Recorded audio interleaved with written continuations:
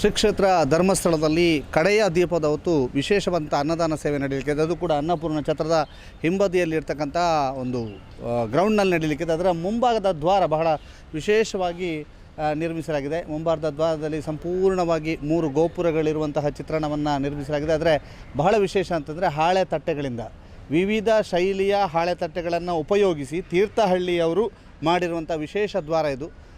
ಈ ದ್ವಾರದ ಎದುರು ಈಗ ಇದು ಸೆಲ್ಫಿ ಪಾಯಿಂಟ್ ಆಗಿದೆ. ಈ ದ್ವಾರದ ಎದುರು ಈಗ ಫೋಟೋ ಪಾಯಿಂಟ್ ಆಗಿದೆ. ಎಲ್ಲವೂ ಕೂಡ ಇದೀಗ ಈ ವರ್ಷದ ಲಕ್ಷದೀಪೋತ್ಸವದಲ್ಲಿ ಕಂಡು ಬರ್ತಾ ಇರುವಂತಹ ವಿಶೇಷವಾದಂತಹ ದ್ವಾರ ಇದು ಅನ್ನುವಂಥ ಹೆಗ್ಗಳಿಕೆಯನ್ನು ಕೂಡ ಪಡ್ಕೊಳ್ತಾ ಇದೆ. ಅದರ ಜೊತೆಗೆ ಬೇರೆ ಬೇರೆ ಶೈಲಿಯ ಹಾಳೆ ತಟ್ಟೆಗಳನ್ನು ಉಪಯೋಗಿಸಿರುವಂಥದ್ದು.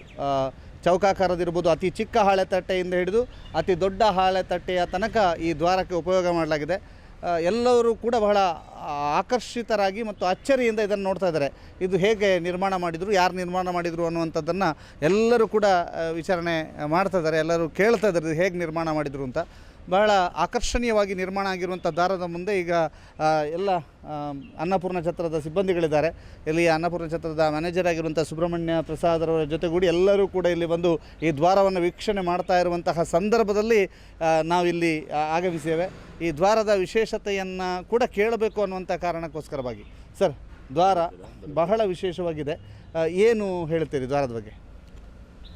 ವಿಶೇಷ ಅಂತ ಹೇಳಿದರೆ, ಶ್ರೀ ಕ್ಷೇತ್ರ ಧರ್ಮಸ್ಥಳ ಗ್ರಾಮಾಭಿವೃದ್ಧಿ ಯೋಜನೆಯ ಪ್ರಗತಿ ಬಂಧು ಒಕ್ಕೂಟದ ಅಧ್ಯಕ್ಷರು ಮತ್ತು ಸದಸ್ಯರು ತೀರ್ಥಹಳ್ಳಿಯವರು, ಪುಟ್ಟಣ್ಣ ಅಂತ, ಆಮೇಲೆ ಸುರೇಶ್ ಶೆಟ್ಟಿ ಅಂತ, ಆಮೇಲೆ ಗಣೇಶ್ ಅಂತ, ಹಾಗೆ ಅವರು ಸುಮಾರು ಒಂದು 15 ಜನರ ತಂಡ ಪ್ರತಿ ವರ್ಷ ಲಕ್ಷದೀಪೋತ್ಸವ ಸಂದರ್ಭದಲ್ಲಿ ಕೊನೆಯ ದಿವಸ ರಾತ್ರಿ ಅನ್ನದಾನ ನಡೆಯುವಂತಹ ಮೈದಾನಕ್ಕೆ ಒಂದು ದ್ವಾರದ ಒಂದು ಸೇವೆಯನ್ನು ಮಾಡುವವರು.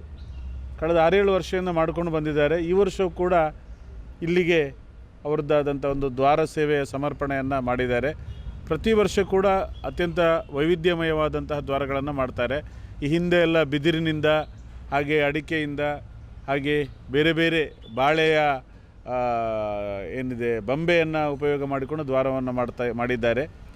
ಈ ದಿವಸ ವಿಶೇಷವಾಗಿ ಅಡಿಕೆ ಹಾಳೆಯ ತಟ್ಟೆ ಮಲೆನಾಡು ಮತ್ತು ಕರಾವಳಿ ಭಾಗದಲ್ಲಿ ಬೆಳೆಯುವಂತಹ ಒಂದು ವಿಶೇಷತೆ ಅಂತ ಹೇಳಿದರೆ ಅಡಿಕೆ ಕೃಷಿ. ಅದರಲ್ಲಿ ಕೂಡ ಅಡಿಕೆ ಹಾಳೆಯ ಉಪಯೋಗವನ್ನು ಮಾಡಿ ಒಂದು ವಿಶೇಷವಾದಂತಹ ದ್ವಾರವನ್ನು ಮಾಡಿದ್ದಾರೆ. ಪ್ರಧಾನವಾದಂಥ ಆಕರ್ಷಣೆ ಸುಮಾರು 2,500-3 ಸಾವಿರ ಅಡಿಕೆ ಹಾಳೆ ಪ್ಲೇಟನ್ನು ಉಪಯೋಗಿಸಿಕೊಂಡು ಈ ಒಂದು ದ್ವಾರವನ್ನು ಅವರು ತಯಾರು ಮಾಡಿದ್ದಾರೆ.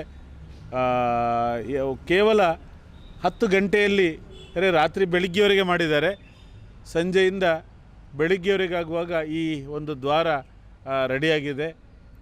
ಇವತ್ತು ಬೆಳಿಗ್ಗೆ ಅದನ್ನು ಸ್ವಾಮಿಗೆ ಸಮರ್ಪಣೆ ಮಾಡಿ ಪೂಜ್ಯ ವೀರೇಂದ್ರ ಹೆಗಡೆಯವರ ಆಶೀರ್ವಾದವನ್ನು ಪಡ್ಕೊಂಡು ಅವರು ತೀರ್ಥಹಳ್ಳಿಗೆ ಹೋಗಿದ್ದಾರೆ. ಇದು 1 ವಾರಗಳ ಕಾಲ, ಮಳೆ ಬಾರದಿದ್ದರೆ 1 ವಾರಗಳ ಕಾಲ ಸುಂದರವಾಗಿ ಇದು ನಿಲ್ಲುವಂಥ ಅವಕಾಶ ಇದೆ. ಹಾಗೆ ಬೇರೆ ಕಡೆ ಕೂಡ ಇದನ್ನು ಹಾಗೆ ಜಾಗೃತೆಯಲ್ಲಿ ಇದನ್ನು ಏನಿದೆ ಸ್ಥಳಾಂತರ ಮಾಡುವಂಥ ಕೂಡ ಅವಕಾಶ ಇದೆ. ಹಾಗಾಗಿ ತೀರ್ಥಹಳ್ಳಿಯಲ್ಲಿ ಹಿಂದೆ ಕೃಷಿ ಮೇಳ ನಡೆದಿದ್ದಾಗ 2009ರಲ್ಲಿ ರಾಜ್ಯ ಮಟ್ಟದ ಕೃಷಿ ಮೇಳ ನಡೆದಿದ್ದಾಗ ಇವರ ತಂಡದವರು ಸುಮಾರು 10 ಅದ್ಭುತ ದ್ವಾರಗಳನ್ನು ಅವರು ನಿರ್ಮಾಣ ಮಾಡಿದ್ರು ಅಂಥ ಅನುಭವಿಗಳು. ಅದಲ್ಲದೆ ಜೈನ ಕ್ಷೇತ್ರ, ಜೈನ ಕಾಶಿ ಹುಂಬುಚ್ಚದಲ್ಲಿ ಕೂಡ ಅವರು ಪೂಜ್ಯ ಸ್ವಾಮೀಜಿಗಳ ಪಟ್ಟಾಭಿಷೇಕದ ಸಂದರ್ಭದಲ್ಲಿ ಕೂಡ ಉತ್ತಮವಾದಂತಹ ದ್ವಾರಗಳನ್ನು ನಿರ್ಮಾಣ ಮಾಡಿದ ಅನುಭವ ಇದೆ. ಶ್ರೀ ಕ್ಷೇತ್ರ ಧರ್ಮಸ್ಥಳದ ಮಂಜುನಾಥ ಸ್ವಾಮಿಯ ಪೂಜ್ಯ ವೀರೇಂದ್ರ ಹೆಗಡೆಯವರ ಪರಮ ಭಕ್ತರವರು. ಹಾಗಾಗಿ ಅವರಿಗೆ ಶ್ರೀ ಮಂಜುನಾಥ ಸ್ವಾಮಿ ಅನುಗ್ರಹ, ಹಾಗೆ ಕ್ಷೇತ್ರದ ಎಲ್ಲ ಧರ್ಮದೇವತೆ ಅಣ್ಣಪ್ಪ ಸ್ವಾಮಿ ಆಶೀರ್ವಾದದಿಂದ ಅವರಿಗೆ ಒಳ್ಳೆಯದಾಗಲಿ ಅಂತ ಹೇಳಿ ದೇವರಲ್ಲಿ ವಿಶೇಷ ಪ್ರಾರ್ಥನೆಯನ್ನು ಮಾಡ್ತಾ ಇದ್ದೇನೆ. ಓಕೆ, ಬಹಳ ವಿಶೇಷವಾಗಿ ನೋಡಿ ಇಲ್ಲಿ ದ್ವಾರವನ್ನು ತೋರಿಸ್ತದೆ. ಇದು ಎಲ್ಲವೂ ಕೂಡ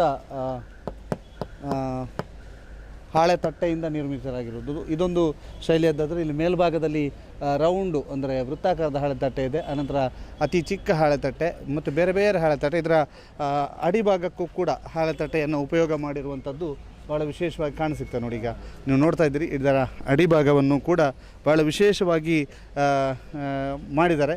ಈ ಒಂದು ಹಾಳೆ ತಟ್ಟೆಯ ಬಗ್ಗೆ ಮಾತನಾಡೋದಕ್ಕೆ ಮತ್ತಷ್ಟು ಜನ ಇದ್ದಾರೆ ನಮ್ಮ ಜೊತೆಗೆ ಇದ್ದಾರೆ. ಹಾಳೆ ತಟ್ಟೆ ನಿರ್ಮಾಣದ ಬಗ್ಗೆ, ಹಾಳೆ ತಟ್ಟೆಯ ವಿಶೇಷತೆಯ ಬಗ್ಗೆ ಮತ್ತು ಈ ಒಂದು ದ್ವಾರದ ಬಗ್ಗೆ ಇಲ್ಲಿ ಛತ್ರದ ಮತ್ತಷ್ಟು ಜನ ಇದ್ದಾರೆ. ಸರ್ ನಮಸ್ತೆ, ಬನ್ನಿ. ಹೇಗಿದೆ ದ್ವಾರ? ಹೇಗಿದೆ? ತುಂಬ ಚೆನ್ನಾಗಿದೆ. ಹಾಂ, ಭಾರಿ ಶ್ರಮಪಟ್ಟು ಮಾಡಿದ್ದಾರೆ.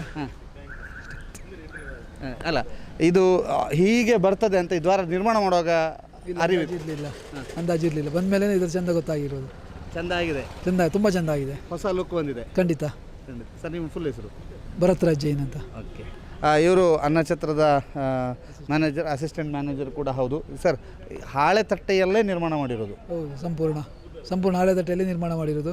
ಈ ಥರ ನಾವು ಫಸ್ಟ್ ನೋಡ್ತಾ ಇರೋದು, ಪ್ರಥಮವಾಗಿ ನೋಡ್ತಾ ಇರೋದು. ಓಕೆ, ಇದು ಬಹಳ ವಿಶೇಷ. ಯಾಕೆಂತಂದರೆ ನೋಡಿ, ಸಂಪೂರ್ಣ ಹಳೆ ತಟ್ಟೆ ಯಾವ ರೀತಿಯಾಗಿ ನಿರ್ಮಾಣ ಮಾಡಿದ್ದಾರೆ ಅನ್ನುವಂಥ ನಿಮಗೆ ತೋರಿಸ್ತಾ ಇದ್ದೀವಿ. ಅದರ ಜೊತೆಗೆ ಈ ಒಂದು ಹಳೆ ತಟ್ಟೆಯ ದ್ವಾರ ಈ ಬಾರಿಯ ಲಕ್ಷದೀಪದ ಅಥವಾ ಲಕ್ಷದೀಪೋತ್ಸವದ ಹೈಲೈಟ್ ಅಂತ ಹೇಳುತ್ತಾ ಇದು ಎಕ್ಸ್ಕ್ಲೂಸಿವ್. ಯಾಕೆಂತಂದರೆ ಮಾಡಿದ ಕೂಡಲೇ ನಾವು ಈ ವರದಿಯನ್ನು ನಿಮಗೆ ಪ್ರಕಟಿಸ್ತಾ ಇದ್ದೇವೆ. ಸುದರ್ಶನ್ ಕನ್ಯಾರ್ ಜೊತೆಗೆ ದಾಮೋದರ ದೊಂಡಲೆ, ಸುದ್ದಿ ನ್ಯೂಸ್, ಧರ್ಮಸ್ಥಳ.